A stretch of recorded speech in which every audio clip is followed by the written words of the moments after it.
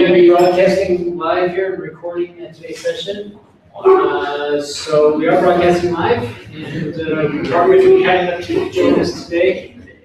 We'll begin today's session by giving you the opportunity to ask any questions, any general questions at all about Parker, anything that you feel you would like to know more about him. And then we'll go into actually him sharing with us an experience that he had with writing cover letters. Since we today just started talking about cover letters, it'll be good to see an example of one that he actually had to write, and he kind of talk about the context with which he had to write that cover letter.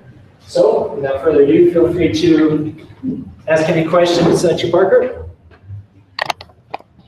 Hi guys. Hi. So have you guys worked with assistants in the past? English assistants? Yeah.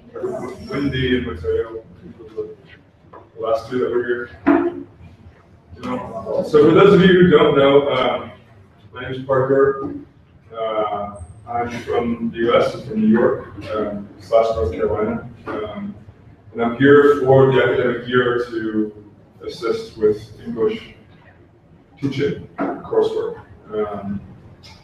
I come into classes for about an hour and go to certain cultural workshops and talk a little bit about the US and try to fit in some teaching in there as well.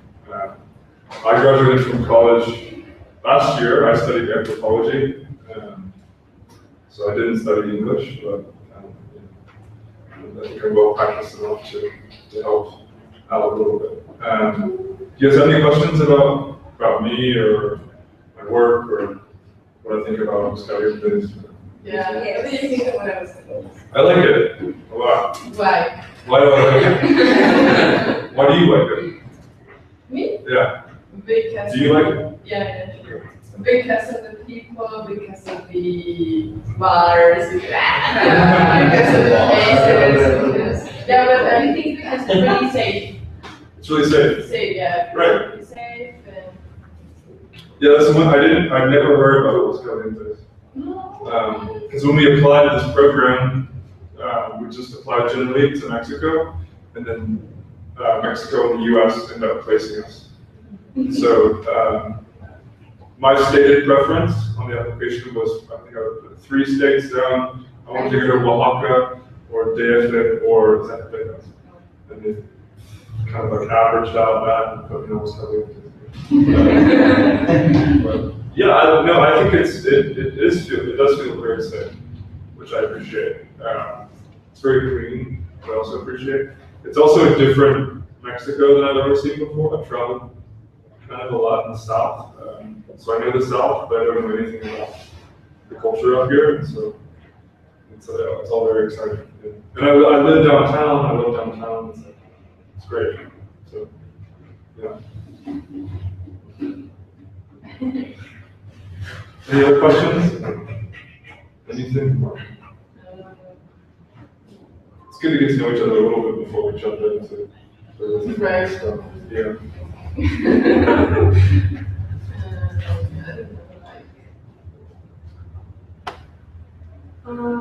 About your major, which is like the thing you like the most about it. About my major? Yes. The good thing about anthropology was that so I don't know if any of you guys are familiar with the discipline cultural anthropology. It's not the study of like bones and buildings. It's the study of culture, which is like a dynamic field. So it's as much in the present as it is going in the past and thinking. And anthropology really combines lots of different disciplines. So I could take classes in literature, in philosophy, in history, in Latin American studies, on Mexico, and they could all be brought into the course of study in a pretty easy way, right? So it combined a lot of different things, which is what I liked about it. What is the thing that you like the most about Mexican culture? An easy answer would just be the food, right? That's easy. I don't know. That's a difficult question because culture is really complex. It's hard to pull something out because everything's Oh, three. related. Three things.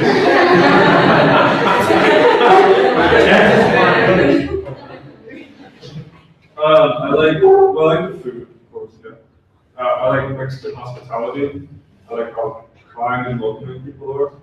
I also like the variety and diversity of Mexican culture, right? Because there's so many different entrances you can take into Mexican culture. It's a big thing, right? And like I said, I've been to the South, so like down there, things are very different, right? I love experiencing that kind of variety. And something that you don't like? Something that I don't like? Yeah. Yeah. Three things that you I don't like getting sick. Okay. Just happened a few times. I don't like the pollution in places like Mexico City. And I don't like the suffering and violence that's happening in the northern part of Mexico, right? Those are three things. Those aren't necessarily cultural, those are about living here. But yeah, I don't think there's anything about Mexican culture that I dislike. Maybe sometimes like this macho side of Mexican culture can be like kind of tiresome, right?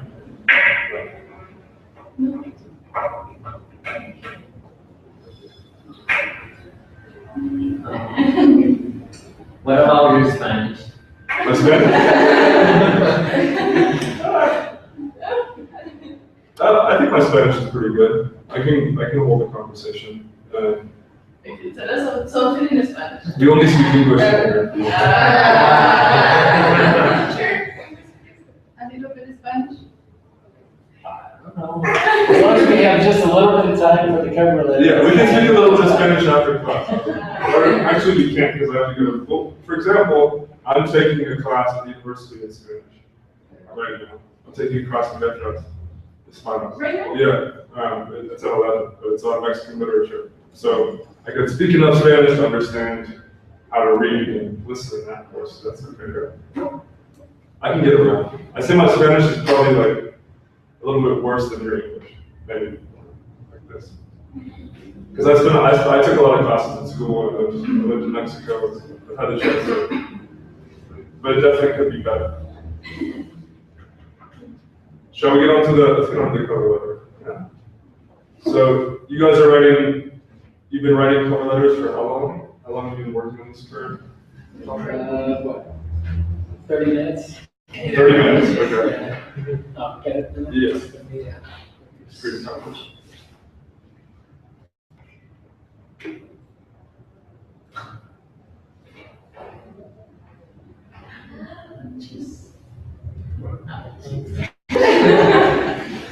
So what is a cover letter? Why do we write cover letters?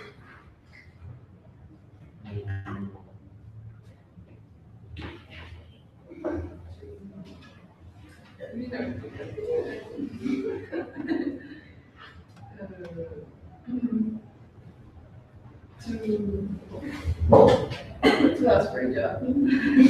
Yeah, to ask for a job, yeah. To present ourselves in a really succinct and clear way, right? To present ourselves as candidates, to present our interest in the job, and to open up the dialogue, right?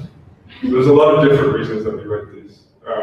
Mostly they're just like a formal part of a system that I think is pretty ridiculous sometimes.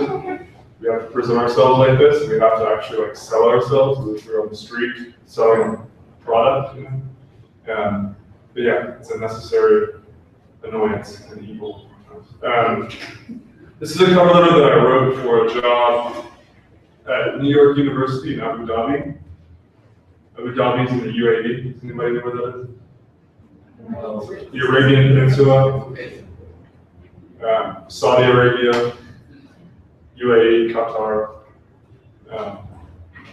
I didn't get the job, and I'm not all that happy with this cover letter, which is why I thought it would be a good one to talk to you guys about, to think about, sort of brainstorm ways in which this could have been better, and where I kind of left things out that I should have added, where I over-exaggerated certain things.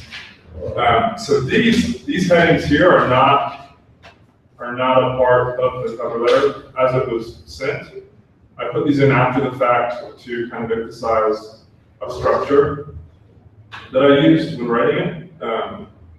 And that structure can be explained as a brief introduction, which is just the formality, it's like the letter writing part. You really briefly introduce yourself, your interest. The second section, the second paragraph, I labeled as why apply. What qualifies me for the position, right? Third would be now, what I'm doing now prepares me for the position. And then lastly is a statement of purpose. And this is where you really drive home in a really brief way why you think you're qualified and why you want the offered position. So maybe we can just start at the top and kind of break some of this down, and maybe brainstorm ways in which you could have done better, etc. So the position was to work at a writing center at New York University in Abu Dhabi. Part of the job was to be available to work with students on their essays, so to help them workshop academic essays. And the other part was to be a kind of like student mentor, so to have a group of, to live in a dorm and have a group of students that you were responsible for. And my biggest mistake, I think, with this was that I overemphasized one component of the position without mentioning the other component, which I found out later was just as important. So I made it far enough to get an interview, right? Because the first step is so you apply. Some people are just, we say no thanks, apply next time, and we appreciate you. Some people make it through to get an interview, and then out of that pool of applicants that are interviewed, a few people get the job, right? So I made it to the second phase and was cut after the interview, partly I think because I wasn't prepared to talk about the second part of the job, which was this mentee position, which was working with the students and working on things like clubs and sports and student life, things that would happen outside of the classroom. You guys following for the most part? We have to. You have to follow. So, does someone want to read this introduction briefly?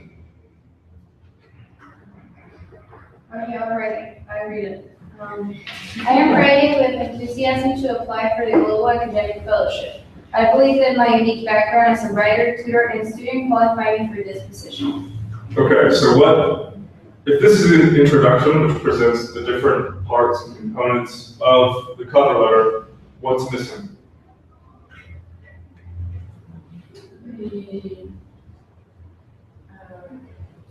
Probably the position, or specify more about the job that you're looking for. Yeah, that might come later, yeah. You're right. It's kind of like a plain, it's a little bit too plain, I think. But it also leaves out, like I was saying earlier, it leaves out another part of the position as advertised, which was this position in student life, right? So I write about the Global Academic Fellowship. I believe that my unique background as a writer, tutor, and student qualify me for this position. So writer, tutor, and student all have to do with academics, right? They all have to do with writing. I don't say, and I also believe that my experience working at a summer camp in 2010 might qualify me to fulfill the second part of the position, which again is this thing in student life, as an advisor and kind of like a babysitter, a glorified babysitter for students outside of class. I highlighted some language, which I think maybe you guys might find useful. It's always important to it's kind of stated explicitly here, but to use terms like enthusiasm, and I'm looking forward, I'm optimistic about joining your workforce, or I'm happy to be writing this letter, etc. So that sets a tone, right? Just the very simple use of the word enthusiasm sets kind of like a hopeful tone for the letter, which can help. You don't want to sound too excited, right? But it helps to at least to not write in very like stark terms. Right? Qualify me for this position. What does that mean? That you are able to perform that part. Right, so if you're a qualified applicant, you're an applicant who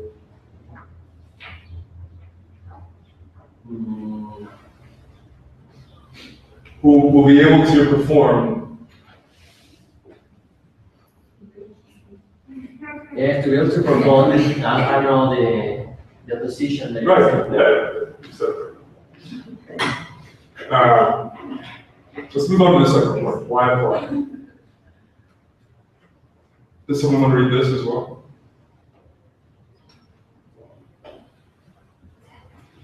What about you? Do you want to read this?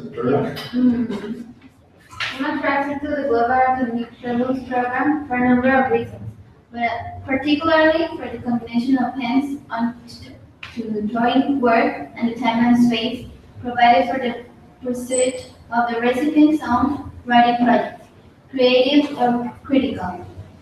I believe that my experience as writing tutor with the Bar Prison Initiative equips me well for this program, as I've experienced a number of diverse challenges in unique educational contexts.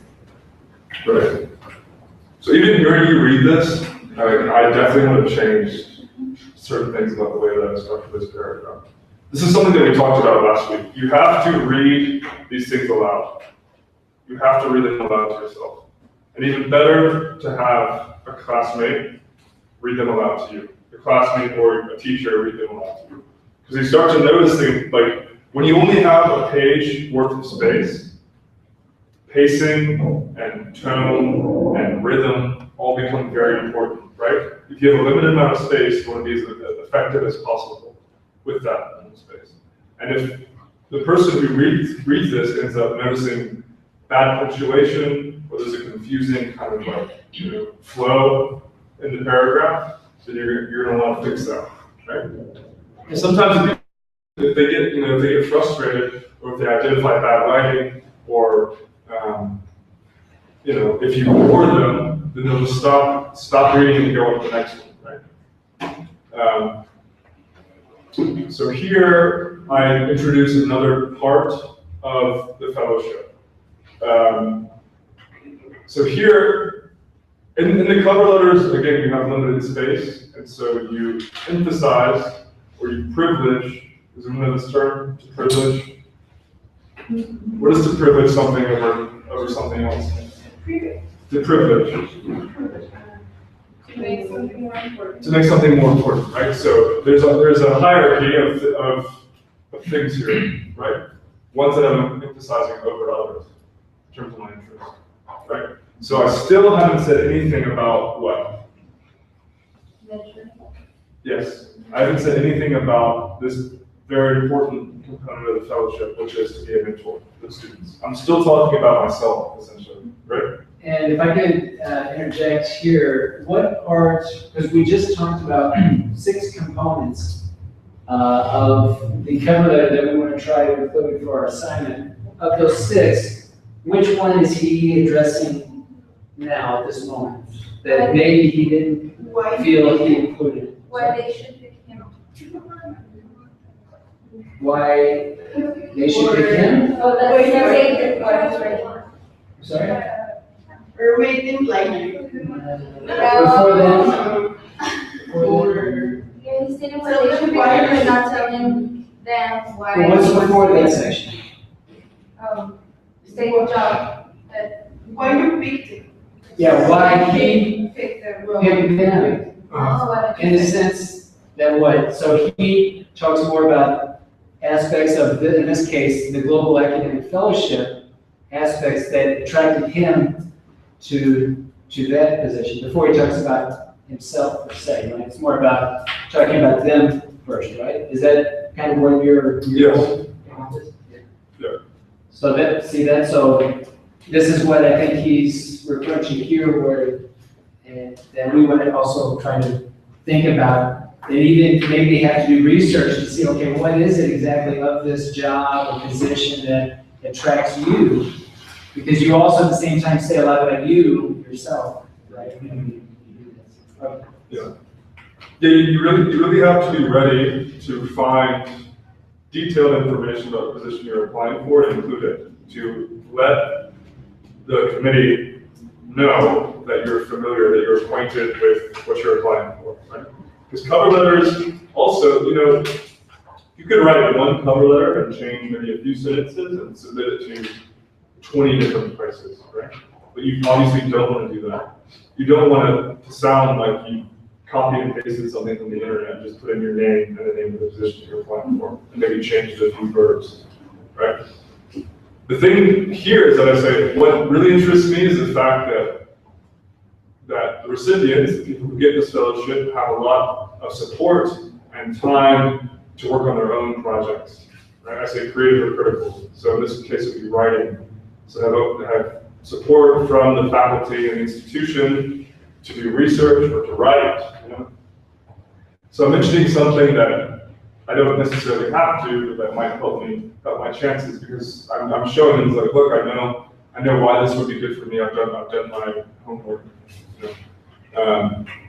But critically, what's left out is this other thing, which is the mentorship, the students, which I still haven't mentioned.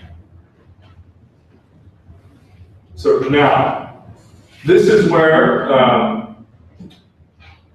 as Benjamin was saying, I've already gone over what I like about the program, right?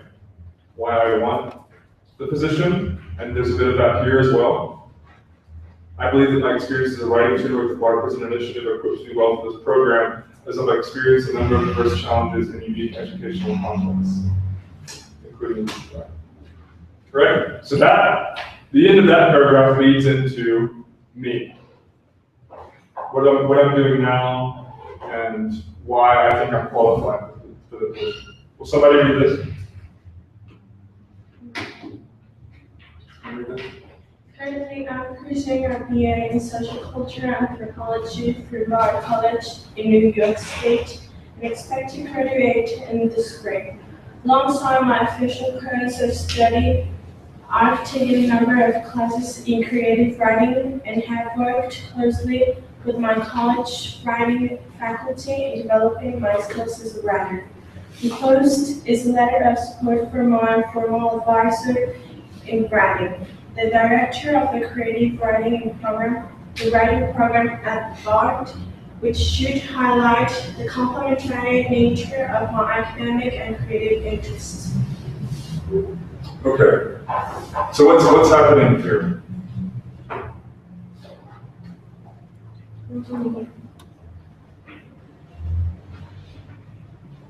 What's the focus of this paragraph? You're seeing what you're doing right now, but you're studying. Yeah, and I'm introducing something else, which is creative writing, right? Which I think was also kind of a mistake. Why? Because we shouldn't do that. The teacher told us. Maybe because you're going to add your resume. You're going to attach. Yeah, I'll attach my resume so that they can see that there. I dedicate a lot of space to talking about something that I don't necessarily need to have in order to be successful in the program, right? So a component of the program is that you are given time to work on your own projects, but mostly you just need to have skills in academic writing to be able to, and informal writing, to be able to help these students develop their skills, right? Creative writing I mean, maybe I would have been asked to assist in some workshops, but that would come definitely after, you know, academic writing, like tutoring, right? And so I say, I'm including the letter of support from my writing advisor, but she is a professor of creative writing. So she knows my writing, but she only knows my creative writing. She was a fiction professor, you know, so I wrote short stories with her, right?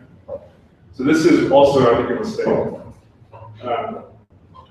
Because I'm sorry, could I ask, do you think it's a mistake to mention a creative interest at all, or do you think that you didn't make it specific enough that the difference between your focus on academic versus creative? Because it seems, and I don't know what your opinion is, we haven't discussed this, this is the first time I've seen this, your letter.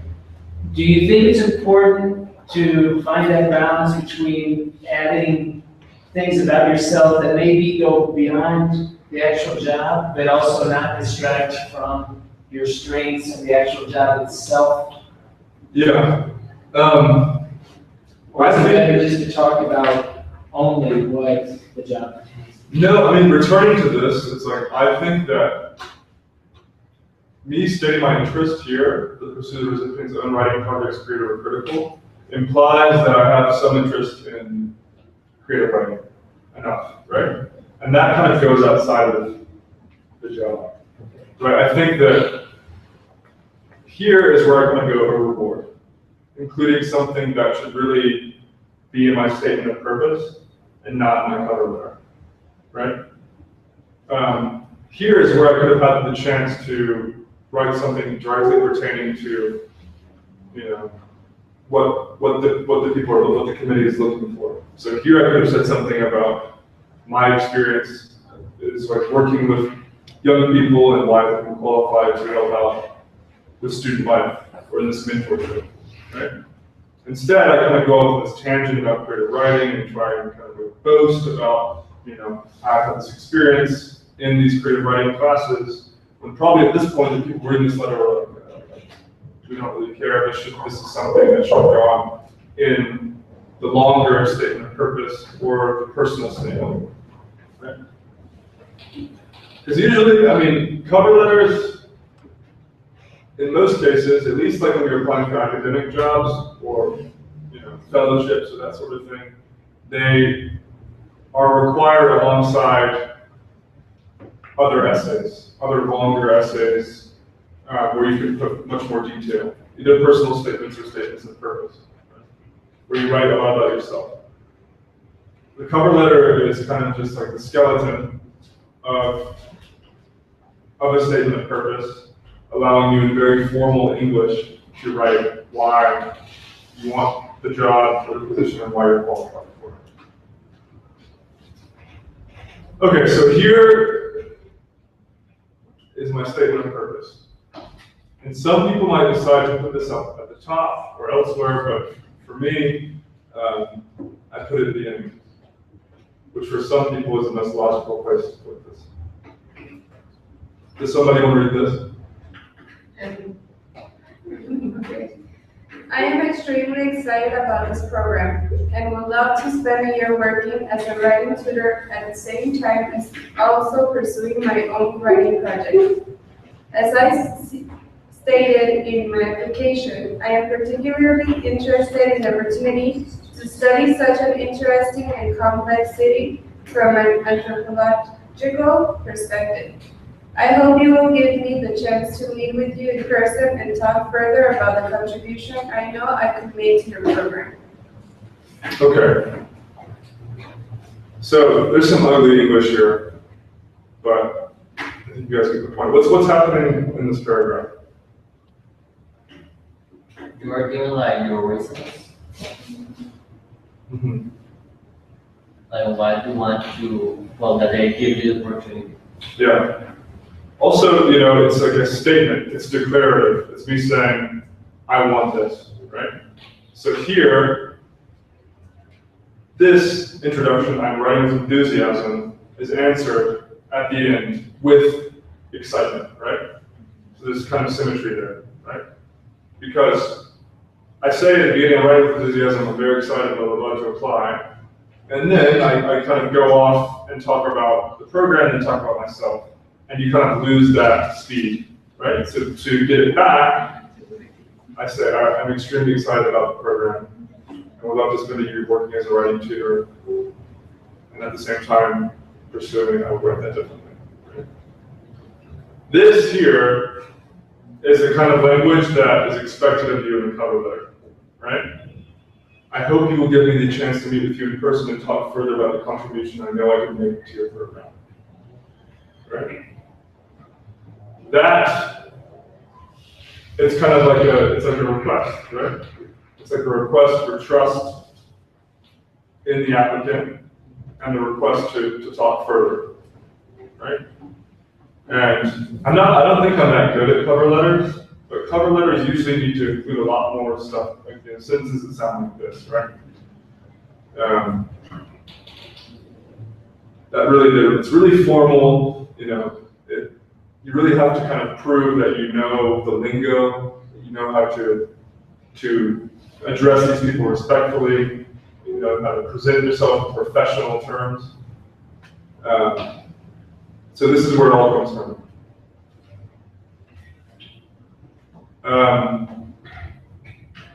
So that's the structure, right?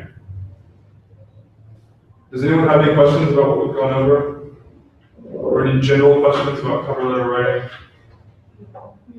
Are ellipses allowed while you're writing? Because, for example, at the bottom of it, it says, and I'm extremely excited about this program and which love. That's the kind of ellipses, you know? Are they allowed to? Or shall we include ellipses in the cover there? Yeah, you can. Yes. Yeah. I don't think it's a problem. Would you agree? Oh, yeah. In fact, we were working with ellipsis in another purpose writing in this line. And this is a very standard ellipsis with, what is ellipsis again? Omission of the subject. It's the omission of words in general, right? So we can choose to omit the subject, or we can even omit we can omit verbs, auxiliary verbs. In this case, this is very standard ellipsis because he's choosing to omit the subject. And so yeah, this is fine. Sometimes it's preferable to use ellipses, to make your writing seem a little bit more natural. There's a difference between so professional and formal writing doesn't necessarily mean a writing that is like grammatically,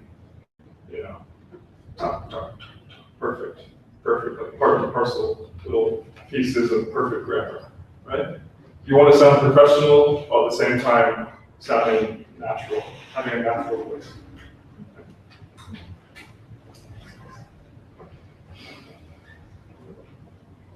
Any other questions, observations, comments about cover letter? But do we have to add the headings like statement of purpose? No. And that? I put these here to help That's my next. today. Yeah. I was talking about too. So these I put in the other week just to give you guys a sense of the structure I was using. But they weren't there before. This would just look like a letter before. In your greeting, did you use a specific name or did you use some general greeting? I think I said Dear Fellowship Committee, and maybe that changed later on to the person we were instructed to address these letters to, one person in particular. So I wrote his name. If I don't know who the exact recipient will be, I say to whom it may concern, right? Which is a safe bet. I don't really like to use it that much because I think it sounds just too typical a lot of the time, But I mean, it's important. People will appreciate the use of that. It's a safe bet. If you don't know who you're really writing the letter to whom it may concern is a safe option.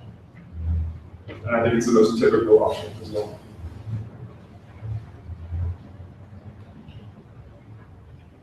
Any other questions, comments? Parker, could you maybe talk a little bit about at what point did you reflect back on the letter and notice that perhaps there were changes or things you would have done differently in the letter? How did that? After my interview, yeah, my interview went really badly, and so I was like, God, I kind of returned to my application as a whole, and kind of thought about what I had done wrong in the writing that really came out in the interview. Because the interview actually followed what I had written. All the questions were about what I had written. And then the surprises came when they would ask me something that they felt should have been addressed in the essay that wasn't. Right? So that's when I really saw these gaps in the writing. But also, I think I would have noticed them if I had just spent a bit more time going back over these things. I was applying for this right in the middle of writing my thesis, and I was a wreck, and I was so busy, and I realized I wrote this one night at like 2 o'clock in the morning, returned to it once, and changed a few things, kind of in a erratic state. But really, these things come out, like I said, reading over them, and especially reading them aloud. I think that's the most important piece of advice I can give about this sort of thing, right? Somebody else? Yeah, to yourself or somebody else. Yeah. And to me in the morning.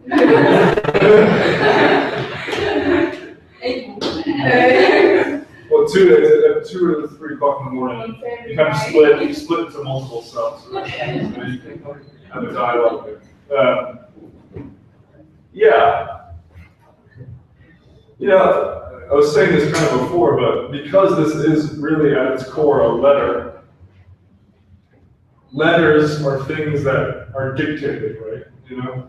Letters, more than any other written form, are supposed to reflect the spoken voice, right? So if you read a letter and it doesn't sound natural aloud, then you should go back into it. Also, when you read things aloud, you get a sense, like I said earlier, of what's missing. Like, oh, maybe I should have mentioned this here instead. Maybe I should have switched these 2 things around. Yeah. Any other questions? Does anyone have the time? It's 1:45. Quarter to. Okay. Are you okay with that? Yeah. Any other questions about either the writing process that you followed or any specifics about the letter itself? Do you find it difficult to write? This way? I mean, like anything. I find it difficult to write like this. I hate writing like this. Yeah. Yeah, no, I find it easier to write kind of like in the essay form, or to write creatively. I think that certain ways of writing are easier than others, but it depends on the person. Some people are much better at writing this kind of stuff than they are at, slightly more creative or essayistic. This kind of writing just stresses me out. Also, writing like emails stress me out too. I find myself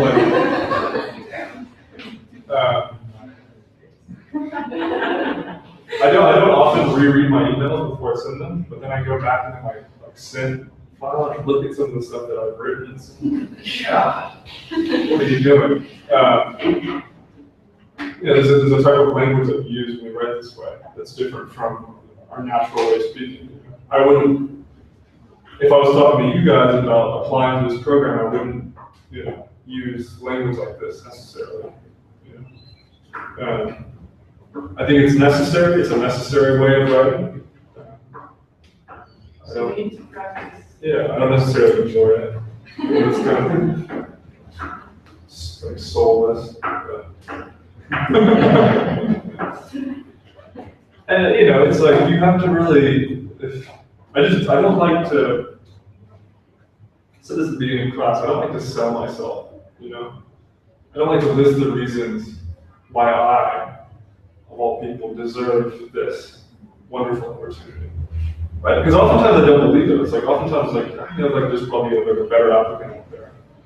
But you have to like really exaggerate your like, you know, feelings of like, you know, self-importance when you're writing this. Because one thing that you have to possess in cover letters is confidence, right? And to write with confidence, you have to be ready to boast about yourself. To be like, I'm exceptional, right? Here's why. Here's why I deserve this. Here's why I'm a perfect fit. I take that, but it's necessary. And Parker's mentioned the term selling yourself twice today, and that's really the essence of what we've been working on in Unit 2, when we've written recommendation letters, purpose statements, business emails, and specifically the cover letter, is how can we find that balance between selling ourselves, making us look good, without going overboard, making it sound like the greatest thing since. Right. It's a balance. It's about And it's a difficult balance for anyone to make. And that's what, when we talk about tone, that is really essentially what it is. How can you sound professional and have the qualities and values necessary for a particular job or opportunity? Right? So that's what we're working a lot on. And again, it is about selling yourself. Really. Even though we may not feel comfortable in doing that, sometimes we have to do it. When you look for a job, it's all about. because everyone else is doing that. Yeah. And there are people out there that are lying about themselves that are just like, they don't care, right? They're like cutthroat. They're ready to write anything down to get the job. Right? But I think honesty is the best policy in my opinion. Being honest, but being you know, comfortable with like puffing your chest out a little bit with that honesty. Because also I think it's possible to detect, you know, which applicants are actually authentic, right? And that's the tone that you're looking for. It's like, if you're qualified, you want to speak plainly about why you are qualified, but not to like, yeah. So yeah, Benjamin's right. It's a difficult balance, but one that comes. I think one that comes like equally with writing in different forms, right? Practice writing in different forms in which you don't have to really put this face on, and that will come out. That practice will come out in this kind of template, in this highly structured, formalized form of writing. You know? If you spend enough time writing honestly and naturally, that tone will eventually show itself in this kind of writing. So it just takes time. And I recommend also when you write a letter like this, especially for a job, is to also envision the interview. As he mentioned, typically you write a cover letter like this with your resume, and if you're lucky enough to be shortlisted or chosen, then you can go in and go into an interview. So actually go through the motions and ask yourself, how would I prepare for the group interview? Thinking in terms of the cover letter, since he was alluding, or he mentioned that a lot of the interviews actually taken from the cover letter. So I think that's a good point too, is to think about the contents of this letter in terms of potential interview. And the tone, exactly. Okay, any other questions, comments? Well, thank you very much, Parker, for taking the time to share with us the letter. And if there are no more comments, then we'll finish for today. We'll see everybody on, what is it, tomorrow? Say something in Spanish. We're not going to let you go until you say something in Spanish. Digo algo en español.